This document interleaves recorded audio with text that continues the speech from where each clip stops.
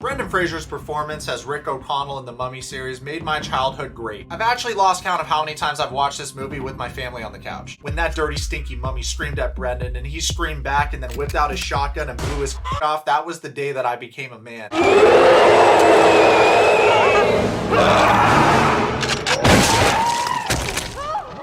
The Mummy came out in 1999, ripped over $410 million at box office, and is easily one of my top 10 movies of all time. Rick O'Connell showed us all that we have to be fearless in the face of danger in order to protect the ones we love. And from his stellar performance in School Ties, I learned that wanting to belong shouldn't depend on you not being yourself. So right away we got two different characters in different movies with different genres, leveling us up in a very entertaining way. There's a reason why this man is more famous than 90% of actors these days. No tea, no shade, but a lot of actors can get by these days just playing themselves in every movie, and it's very annoying because it's like the whole point of acting is to take on a character, and Brendan Fraser's done that and given us a lot of characters that are near and dear to our childhood, which is why this video is very important because it is his comeback story. And you know what the icing on the cake is off camera? This dude's an absolute gem of a human being. A little anxious. Oh no. I mean, it's gonna be fun.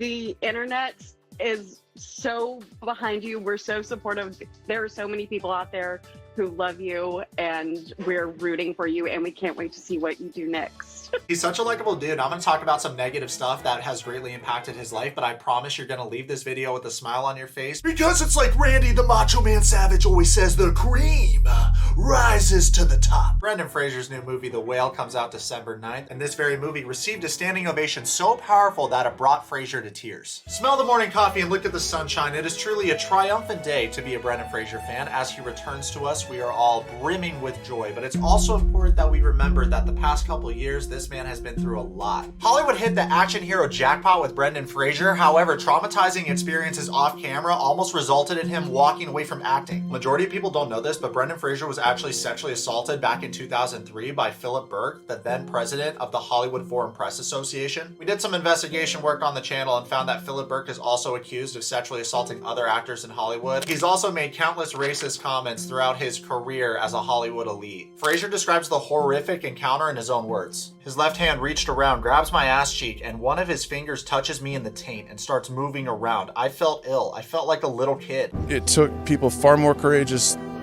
than I was ever considering attempting to be, who stood together, spoke their truth, and inspired me to do the same. Brendan was a victim of a vile old predator abusing his power position, and for many years, no one knew that this even happened. To add insult to injury, Philip Burke called Brendan Fraser's allegations total fabrication and went on to explain that he just simply touched Brendan Fraser on the butt to get his attention. My question for you guys is, if you wanted to grab somebody's attention, wouldn't you tap them on the shoulder? Why are you touching someone in an appropriate place where they do not want to be touched? That is textbook sexual assault. I've seen a couple comments from dudes saying something on the lines of, if this really happened to Brendan Fraser, why didn't he punch him out? Y'all have to remember that back in the day, the Hollywood Foreign Press president had a lot of power. This was in the early 2000s before the Me Too movement was very popular, and if we were in Brendan's position, a good majority of us would feel like if we spoke out, it is very possible that we would get blacklisted from Hollywood. And what an internal battle that is, to pretend like everything's fine and deal with trauma in silence. That is haunting, to go to sleep every night knowing that that sick man that touched me is touching other people and I can't do anything to stop it. Also, Brendan was married with children, so he felt like as a provider, he had to jump at every movie opportunity he was given and really ride that success that he obtained from his role of Rick O'Connell in the Mummy series. Y'all, this is Rick O'Connell from the Mummy. How is this not bigger news? How are people not diving into this? And it's one of those things where I don't know where you guys are at right now, but I'm so anti-Hollywood at the moment because there's so many predators and so many people abusing their power position, and it's really at the point where you guys need to do some kind of investigation. Brendan also sustained many injuries throughout his career as an actor. Much like Tom Cruise, he does his own stunts, which is admirable, but some of the parkour stuff you might want to leave to the professionals. Parkour! If anyone deserves a comeback, it's Brendan Fraser. We've been saying it for years. He's so talented, and you can tell that he's genuinely passionate about his craft. Brendan Fraser doesn't just get by based on his personality. He actually plays different characters in each movie he's in. And as I said earlier, his character in The Mummy, Rick O'Connell, is one of the greatest action adventure heroes of all time. Brendan Fraser's career reached its peak after the success success from the Mummy films. As it is for the majority of parents, parenting became the biggest light in Brendan Fraser's life, and he decided to take a step away from acting and focus more on his kids. His eldest son Griffin's autistic. Brendan admits that he needs some extra love, and he gets it. Brendan Fraser shares 3 kids with former actress Afton Smith. Brendan's marriage with Afton ended 14 years ago, and he was ordered by a court to pay her $900,000 annually in child support. How loaded is it that Brendan Fraser had to pay his ex-wife $900,000 in child support annually in order to satisfy her lifestyle she got used to when he was bringing in the big bucks from the Mummy series? Obviously, as the years went by, he couldn't afford to keep paying her this absurd amount of money. In 2013, Fraser went to Connecticut court to try and reduce his annual $900,000 child support payment. Because if the math is mathing, each kid doesn't cost $300,000 a year to raise, dude. The court system in this country is so trash. In what universe does it make sense for a man to keep paying $900,000 annually when he's not making remotely close to what he was making at the height of his career? Guess what his ex-wife Afton did? She accused him of hiding his funds and being a fraud. My son's mom is amazing. She, I think, takes a good mother to make a boy into a man. And of course, fathers are integral, yes. Y'all notice how when he spoke on his ex-wife, he had nothing but complimentary things to say about her, despite all of this nonsense that she's throwing his way? It just shows what a good dude this is. How loaded is this that the father of your children took a step back from being in the limelight in order to prioritize being a better dad and being there for his kids and in their life, watching them grow? It's obvious to everybody with a brain that he's not making the same amount of money that he was at the height of his career, but instead of saying thank you for overpaying the past couple years, you instead want to paint him out to be a fraud. It reminds me of what we saw during the Johnny Depp Amber Heard trial, just typical Holly Weird gold digger shit. Clap it up, y'all. Another girl in Holly Weird that hasn't produced any notable character or scene throughout her career as an actress, dimming a great man's light. Mind you, when him and his ex-wife got a divorce, she got about $8 million.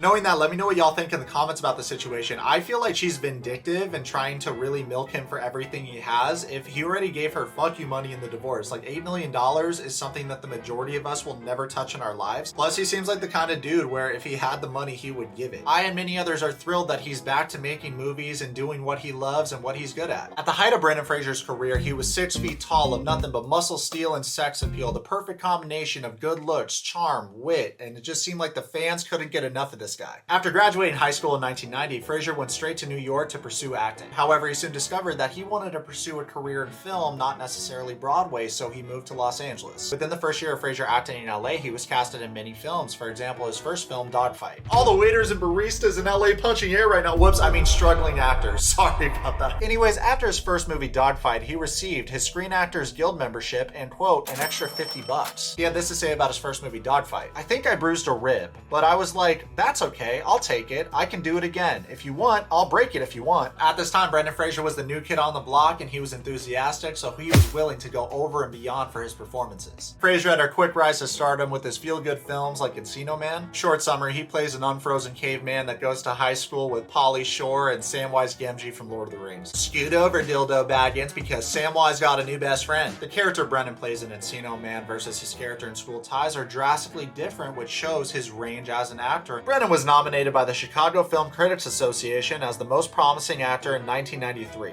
He starred in the film with honors alongside Joe Pesci. That was followed by the rock and roll comedy with Adam Sandler, Airheads. Fans also loved him in the movie The Scout. He played a happy-go-lucky pitcher with an absolute cannon of an arm. Then Brendan starred in the film Still Breathing, a film about a hopeless romantic tracking down the love of his life. Early in his career, Brendan Fraser was very hungry for roles. He wasn't raking in that much cash yet until his breakout role, which was George of the Jungle. George of the Jungle, strong as he can be. Whoa, watch out for that tree. Obviously, I'm a huge George of the Jungle fan. He actually retired Tarzan. Tarzan ain't shit. As a kid, I must have made my mom watch George of the Jungle with me at least 5 times. I couldn't say again, so I would say Aden. For those of you that haven't seen this movie, it's a goofier version of Tarzan. Brendan Fraser, for the role, he got in really good shape, he grew out his long hair, and majority of the dudes that watched this movie kind of thought, oh wow, I'd like to look like this guy one day. George of the Jungle was a live-action comedy based on an animation, and at this time, just about every kid in America wanted to be like George of the Jungle and go out and climb a tree. Funny enough, Fraser to this day has parents approach him and complain about George of the Jungle. I do hope that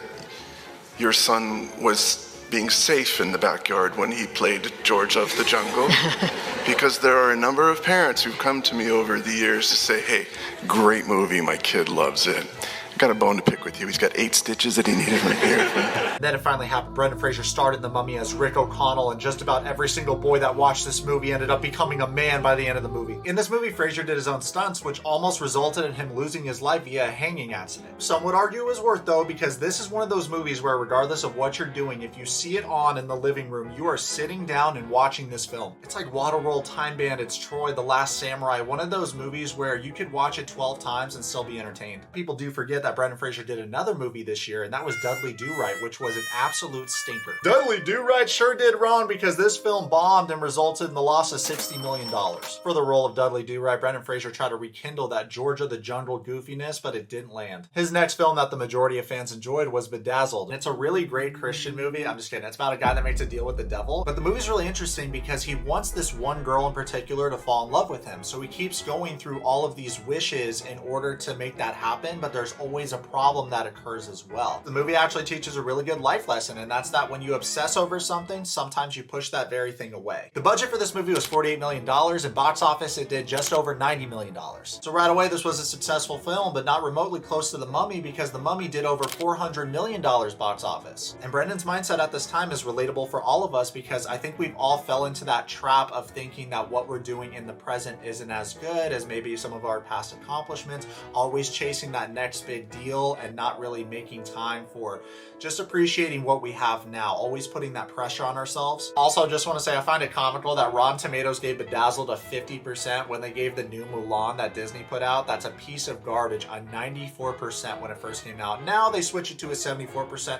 but it's very obvious that they take bribes in this corporation. You can pay off Rotten Tomatoes to get a higher rating, because there's no human alive that would give the new Mulan movie a 94% rating. It was absolute trash. More bad news though, we followed the banger that was known as Bedazzled up with Monkey Bone, which was an absolute tanker and resulted in the loss of millions of dollars. Then it was the fated time for Mummy fans all around the world. It was the sequel to The Mummy, The Mummy Returns, and it did even better than the original. I don't know if this is a popular opinion or not, but I feel like Rick and Evie's chemistry was so fire in the Mummy series that he should have just married that girl and started a family with her, because I highly doubt that she would have tried to rip him for $900,000 yearly in child support. That scene at the end of The Mummy Returns when they finally kill the Scorpion King and the temple is collapsing and Evie runs to save her man, I was just like, oh my god, goals, this is what marriage should look like. We saw Evie risking her life to save her man when Anata Lamoon left her man hanging, and Imhotep went to hell and back to revive that bitch. I was shocked. The next movie fans saw Brendan Fraser in was Looney Tunes Back in Action. It was an absolute dog water film. It wasn't Brendan's fault. It was more to blame on the director and the writers, and that's something that is a reoccurring theme with Brendan Fraser.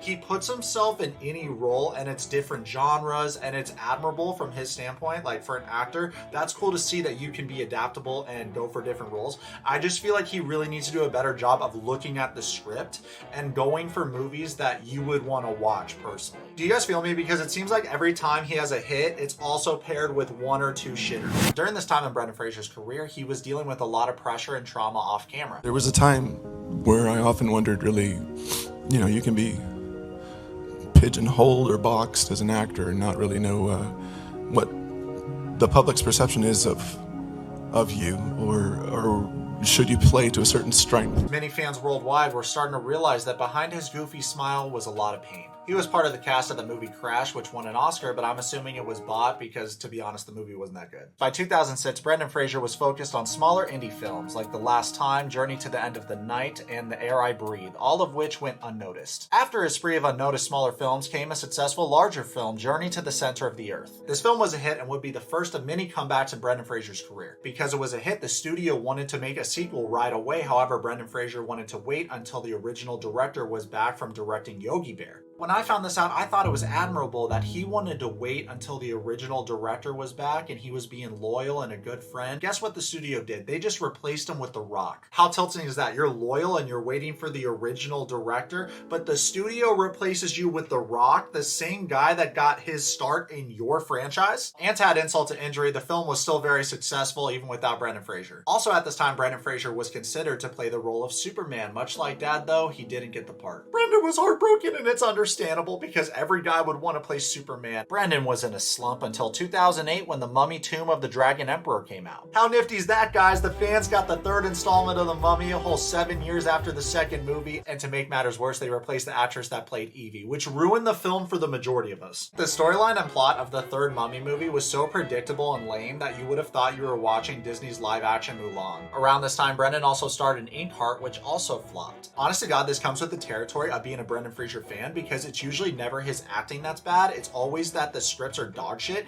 and it's really frustrating because we want a dub, right? Like, we want another dub for this guy that's similar to The Mummy, which is why we're so hopeful for The Whale, because it looks really good from the trailer. Now, it's important to remember that Brendan Fraser's movie career wasn't the only thing declining at this time. Doing a lot of his own stunts on the Mummy movies caused his body to receive countless injuries. It was to the point where Brendan Fraser literally said he was being held together by tape and ice packs. This man had a lot to prove as a young actor, and he paid the price for that later in his life. His injuries required many surgeries on his back, his knees, and his vocal cords. Our main man was in and out of hospitals for over 7 years. Brendan's career was experiencing hard times, but instead of giving up, he went to television. Brendan received a lot of praise from his supporting role in the show The Affair. He gave an interview to promote the show, but it was actually heartbreaking to watch this interview because it just seemed like all the charisma that our main man had was zapped. When you watch the interview, it seemed like all the trauma was beginning to age him and his bubbly personality was no longer present. I remember first watching this interview and thinking, this dork isn't the real Brendan Fraser. Sad Brendan Fraser was trending everywhere. People laughed at him, saying things like he's all washed up. Then everyone found out his mother had passed away only days before doing this interview. And when people found out about that, the comment section was flooded with apologies. Something most of the overhyped celebrities these days don't realize is we place a level of importance on talent, not who the media tries to tell us we should worship. We as fans are thankful for this man for giving us characters for the past 30 years, and throughout his ups and downs of his career, we've been with him every step of the way watching. The reason why he has such a cult following is because there's millions and millions of people that are rooting for this man because we want him to experience another dub like he did in the Mummy series, and he's finally getting that in The Whale. And if you're thinking what I'm thinking, this is the first of many dubs to come. I don't know about y'all, but I already bought my tickets for The Whale. The trailer almost made me tear up. When Brendan says people are amazing in the trailer, it reminds me of the movie Everything Everywhere All at Once. If you haven't seen that movie, go watch it. It's easily in my top 5 movies from this year. I went just about the entire movie thinking that the dad was a loser and a pushover. In that movie, his wife treats him like absolute dog water, constantly talks down to him, and makes him feel like he's the reason that her life is miserable. As an audience member, you're dogging on this character the entire movie thinking, dude, why don't you stand up for yourself, respect yourself, leave her. And then at the end of the movie, he reveals that he chooses to see the good in people, and that's how he gets through life, and that's how he fights. The ending scene of this movie is so powerful because it forces you to question your outlook on life. While watching the scene unfold, you replay core memories and think to yourself, how differently would the outcome be if I reacted with kindness or positivity? I think The Whale starring Brendan Fraser is going to be another one of those films where we leave the film growing as human beings. Also a huge fan of the director. The past couple movies have been chef's kiss, and he made the right call casting Brendan Fraser as the lead. The Whale story follows a 600-pound reclusive English teacher, Charlie, who has dedicated to eating himself to death. Charlie's pain and misery come from the abandonment and death of his gay lover, which leads to his chronic binge eating. At the same time, Charlie tries to reconnect with his 17-year-old daughter for one last chance at redemption. So, like, if Nikocado Avocado lost Orland... Sorry, I had to make a joke. On a serious note, though, I'm looking forward to Brendan Fraser once again giving us the performance of a lifetime and channeling the suffering that he's endured and just giving us that raw emotion. During the press conference of The Whale, which premiered at the Venice Film Festival, this was Brendan Fraser's response to the question how he's navigating the ups and downs of his Hollywood career. I'm just trying to stay in today. You can really tell that this man is overwhelmed by the amount of support that he has been receiving from fans over the past couple of years. Thank you for the warm reception. I'm looking forward to how this film makes a deep impression on everyone as much as it has on me. Brendan is no stranger to receiving praise for his acting in films. From his breakout role around 30 years ago as a lovable caveman in Encino Man, to his lead role in School Ties with Matt Damon and Ben Affleck pre-Good Will Hunting, to the Oscar-nominated Gods and Monsters with Ian McKellen, better known as Gandalf the Grey, only to later digivolve into Gandalf the White. This adoration that Brendan's receiving after years of laying dormant felt good to watch from a fan's perspective. In a weird way, I feel like we're starting to win against the corrupt cesspool that Hollywood has become.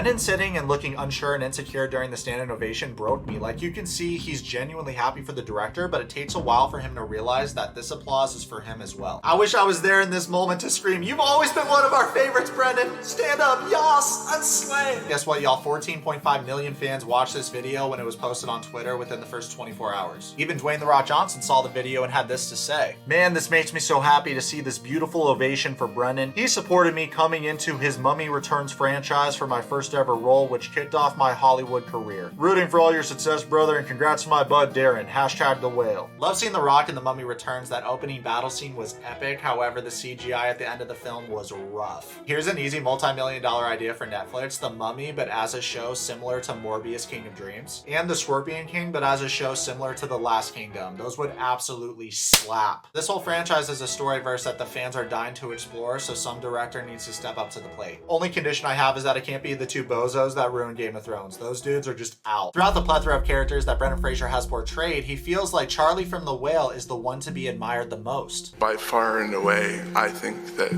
Charlie is the most heroic man I have ever played, because his superpower is to see the good in others and bring that out in him. Girlfriend and I got the tickets. We're going to see The Whale on December 9th. We got a nice theater by us that actually gives us alcohol, so that is a big up. We got great memories watching your movies. Looking forward to creating many more. Well, guys, hope you enjoyed today's video. Comment below, subscribe, follow me on Twitch and Instagram right now.